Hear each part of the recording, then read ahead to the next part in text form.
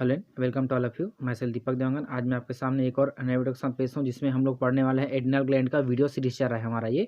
तो adrenal gland के ऊपर मैं ऑलरेडी 2 वीडियो इसका ला चुका हूँ। आज का जो हमारा है वो तीसरा नंबर का वीडियो रहेगा जिसमें आज हम लोग पढ़ने वाले जोना फेसिकुलेटा के बारे में। ये दूसरा लेयर होता है जो कॉर्टेक्स रीजन पाए जाते हैं एड्रिनल ग्लैंड का। एड्रिनल ग्लैंड का जो कॉर्टेक्स रीजन है उसका सबसे जो दूसरा भाग है उसको बोलते हैं जोना फेसिकुलेटा। तो इसके ऊपर आज हम इसमें वीडियो लाएंगे और इसमें आपको जानने को मिलेगा कि अंग प्रत्यारोपण अर्थात जब किसी इंसान का अंगों को आदान प्रदान किया जाता है तो उसके शरीर में, जैसे कि ये पहला इंसान हमारे पास ये हो गया और ये दूसरा इंसान हमारे पास हो गया, इसके अंग को अगर यहाँ पर हम इसमें डालेंगे तो इसका इम्यून सिस्टम जो है इसको रिजेक्ट करने की कोशिश उसको करता है। तो उसको इम्यून सिस्टम को रिजेक्शन से कैसे रोका जाता है और कौन सा जो हार्मोन्स होता है, क्या चीज़ होता है, उसको रोकते हैं। साथ साथ इसमें अगर किसी इंसान को शुगर हो जाता है तो शुगर क्यों होता है, किस कारण से होता है, कौन से हार्मोन्स की कमी के कारण होता है, इसको भी आपको जानने को यहाँ पर मिलेगा। तो इसके द्वारा आप जो है शुगर को होने से रोक सकते हैं। ठीक है, जो आजकल एक लाइलाज बीमारी बनता जा रहा है, बहुत ज़्यादा जो है शुगर केस आ रहा है। तो शुगर क्यों हो रहा है, ये इसका केस जो है लगातार क्यों बढ़ रहा है, ये आपको इसमें जानने को मिलेगा। तो आज की इस वीडियो को जो है बिना स्किप के अंतिम तक देखते रहिए ताकि आपको समझ में आएगा। अगर आप स्किप करोगे तो आपको ये वीडियो जो है समझ में नहीं आएगा, इसलिए बिना स्किप के इसको देखिए ताकि ये अच्छे से आपको समझ में आए।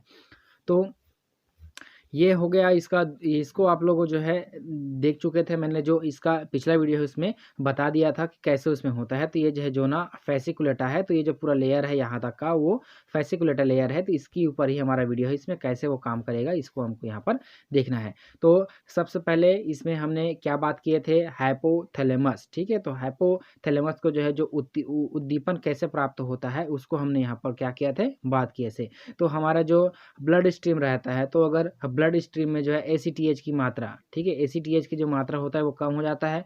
तो कम होने के बाद वो कहाँ पर जाएगा, वो जो सीधा कहाँ पर जाएंगे, आपके हाइपोथैलेमस में जो है वो उसको क्या करेगा, एक सिग्नल देगा कि ब्लड में ACTH की मात्रा जाएगा कम हो गया। इसका जो है आपका CRH का वहाँ से स्रावन होगा जो कि कहाँ पर जाएगा, पिट्यूटरी ग्लैंड पे जाएंगे। और पिट्यूटरी ग्लैंड पे जाने के बाद जो यहाँ से जो ACTH के इसमें जो है वो स्रावन इसमें होने लगता है। तो इसको हमने पिछला जो हमारा वीडियो था इसमें डिटेल्स इसमें पढ़ लिया था। अगर आपने उसको नहीं देखा है तो वहाँ पर जाकर आप इसमें देख सकते हैं। ठीक है, फिर ACTH क्या करेगा, ACTH जो है कहाँ पर जाएंगे, एड्रिनल ग्लैंड पर जाएंगे। और एड्रिनल ग्लैंड पे जाने के बाद जो है यहाँ से सीधा क्या निकलेगा, कुछ हार्मोन्स का समूह इसमें से निकलता है। तो कुछ हार्मोन्स के जो समूह होते हैं उसी को हम इसमें पढ़ रहे हैं। तो यहाँ पर हमने लिखे हैं जोना फेसिकुलेटा। तो देखो यहाँ पर हमने लिखे एड्रिनल कॉर्टेक्स के मिडिल पार्ट में जो है वो पाया जाता है। साथ साथ इसमें लिखे इसके थ्रू जो स्पेशल टाइप के हार्मोन्स का स्रावन होता है। ठीक है, और इसमें सबसे इंपॉर्टेंट हार्मोन्स इसके थ्रू जो स्रावन होता है या निकलता है उसको कॉर्टिसोल कहते हैं। सबसे इंपॉर्टेंट जो हार्मोन्स है उसको क्या नाम से जानते हैं, इसका कॉर्टिसोल के नाम से इसको जाना जाता है। आपको इसको याद रखना अच्छे से। फिर यहाँ पर लिखे है जोना फेसिकुलेटा से निकलने वाले ग्रुप ऑफ हार्मोन्स को जो है ग्लूकोकॉर्टिकॉइड्स कहते हैं। आपको इसको भी याद रखना है। इसमें जितना भी इसके द्वारा हार्मोन्स निकलेगा तो ग्रुप ऑफ हार्मोन्स निकलेगा, ध्यान रहना आपको। ग्रुप ऑफ हार्मोन्स निकलता है, एक ही नहीं निकलता, बहुत सारे इसमें ग्रुप ऑफ हार्मोन्स होते हैं। उसको क्या बोलते हैं, ग्लूकोकॉर्टिकॉइड्स के नाम से इसको जो है वो जाना जाता है। आपको इसको याद रखना है। फिर उसके बाद क्या बोला है आपका, कॉर्टिसोल को हाइपर ग्लाइसेमिक हार्मोन्स भी कहते हैं। ये जो कॉर्टिसोल हार्मोन्स होता है अर्थात क्या है, ये भी एक प्रकार का ग्लूकोकॉर्टिकॉइड्स ही है।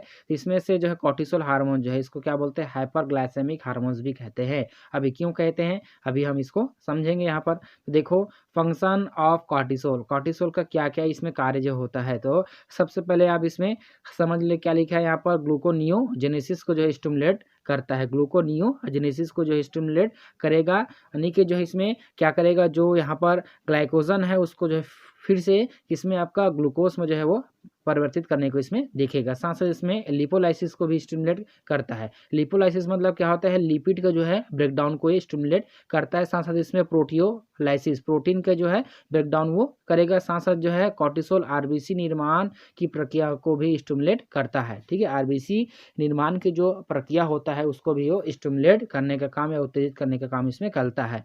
ठीक है, यहाँ पर लिखे help in maintaining cardiovascular system. ठीक है, कार्डियोवास्कुलर सिस्टम जो रहता है उसको मेंटेन करके रहता है। अर्थात हमारा जो दिल होता है, हमारा जो हार्ट होते हैं उसमें वेस्कुलर सिस्टम जो रहता है यानी कि परिवहन तंत्र होता है उसको वो मेंटेन करके रखने का काम इसमें करता है। साथ साथ इसमें किडनी के फंक्शन को भी ये मेंटेन करके इसमें रखता है। साथ साथ यहाँ पर लिखे हमने एंटी इंफ्लामेटरी रिस्पॉन्स यानी कि क्या होता है आरबीसी व कोलेजन फाइबर्स की क्रिया को जिसमें रोकता है।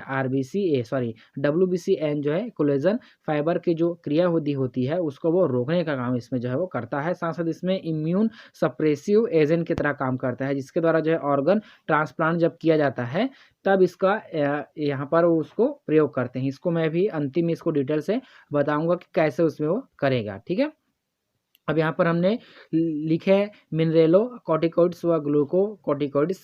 इसके हाइपर सिक्रेशन से जो है वो क्या होगा आपका कौन कौन से रोग होते हैं जिससे आपका जो है एडिशन रोग होते हैं। इससे क्या होता है आपका एडिशन डिजीज इसमें जो है वो हाइपर सिक्रेशन हाइपो सिक्रेशन से जो क्या होगा इसमें इस एडिशन रोग इसमें जो होता है। इसमें सोडियम का जो लेवल होता है वो कम हो जाएगा और कैल्शियम का जो लेवल होता है वो उसमें वो बढ़ जाता है।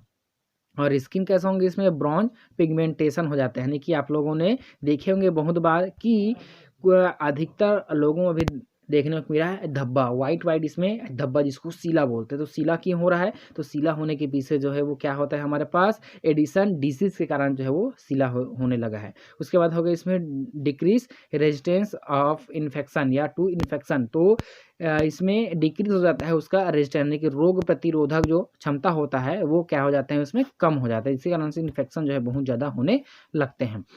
उसके द्वारा अब आगे क्या होगा इसमें वीकनेस होता है। साथ साथ इसमें जो है फटीग यानी कि थकावन होता है, वॉमिटिंग यानी उल्टी आना होगा, डायरिया होते हैं है ना जिसको बोलते हैं डिहाइड्रेशन के नाम से इसको जानते हैं। और इसके हाइपर सिक्रेशन से आपका क्यूजिंग सिंड्रोम होता है जिसमें क्या होता है सोडियम का जो लेवल होता है वो हाई हो जाता है और पोटेशियम का जो लेवल होता है वो कम हो जाता है। इसमें जो है आपका हाई बीपी भी रहता है। साथ साथ इसमें हाई ब्लड वॉल्यूम साथ साथ इससे एबनॉर्मल जो रहेंगे आपका ओबेसिटी भी इसमें आपको देखने की इसमें मिलता है। अब देखते हैं यहाँ पर ये जो है कैसे इसमें जो है वो एक्टिविटीज़ में शो करता है। तो अभी तक हम लोग इसमें बात किए थे क्या कि कैसे इसमें होता है। तो ये अब इसमें तरफ से आपको शो हो रहा है ये उसका क्या होता है जो ना फेसिकुलेटा का हमारे पास सेल हो गया और इस पर जो है एक रिसेप्टर पाया जाता है जो कि आपका 7 ट्रांस मेम्ब्रेन रिसेप्टर की तरह इसमें काम करता है यानी कि 7 हेलिक्स मेम्ब्रेन रिसेप्टर की तरह इसमें काम करता है जो कि इसका जो घुमाव होता है वो 7 बार इसमें से वो ट्रांस होकर जो इसमें जाए रहते हैं। ठीक है, और यहाँ पर क्या होगा ये इसमें जो रिसेप्टर यहाँ पर क्या बाइंड होगा आपका ACTH जिसमें जो है वो बाइंड होगा। ठीक है, ACTH जिसके साथ क्या होता है इसमें बाइंड होता है और जैसे यहाँ पर ACTH जिसमें बाइंड होगा यहाँ पर जो GS प्रोटीन होता है वो क्या हो जाता है यहाँ पर जो है GDP से कन्वर्ट हो जाता है, GTP से इसमें जो है वो कन्वर्ट हो जाएंगे। और यहाँ पर जो आप लोग इसका जानते हैं कि इसमें 3 सब यूनिट होते हैं अल्फा बीटा एंड गामा। तो अल्फा जो इसका यूनिट होगा वो एक्टिव करेगा जाकर यहाँ पर किसको एडिनिलिस साइक्लेज को। ठीक है, जो कि इसी मेम्ब्रेन में रहता है। तो एडिनिलिस साइक्लेज को जो है यहाँ पर जाकर वो क्या करेगा एक्टिव करेगा जिसके कारण से जो ATP होता है वो साइक्लिक AMP में जो है कन्वर्ट हो जाता है और साइक्लिक AMP आगे जाकर जो है PKA में जो है वो कन्वर्ट हो जाता है, प्रोटीन काइनेस ए में जो है वो कन्वर्ट हो जाता है। और ये जो प्रोटीन काइनेस ए होता है वो कोलेस्ट्रॉल से कॉर्टिसोल बनने के लिए जितने भी यहाँ पर स्टेप चलता है उसको प्रेरित करने का काम इसमें करता है। ध्यान रहे आपको किससे कोलेस्ट्रॉल से कॉर्टिसोल बनने के लिए जितने भी वहाँ पर प्रक्रिया चलेगा जितने भी तरीके से उसको बनाया जाएगा उसको एक्टिव करने का काम इसमें जो है वो करता है। जैसे यहाँ पर सो रहा है कोलेस्ट्रॉल जो है आपको क्या बनेगा प्रेग्निनोन में जो है कन्वर्ट होता है। प्रेग्निनोन जो रहता है इसमें आपका प्रोजेस्टेरॉन में होगा चेंज, फिर उसके बाद होगा आपका 11 डिसऑक्सी कॉर्टिकोस्टेरॉन में चेंज हो जाएगा। फिर उसके बाद होगा आपका कॉर्टिकोस्टेरॉन और कॉर्टिकोस्टेरॉन कहाँ पर जाएंगे इसमें लीवर में जाएगा और लीवर में जाने के बाद ये चेंज होगा किसमें आपका हाइड्रोकॉर्टिकोस्टेरॉन में चेंज होगा और यहाँ से आगे जाकर किसमें चेंज होगा आपके कॉर्टिसोल में जो है वो परिवर्तित इसमें हो जाता है।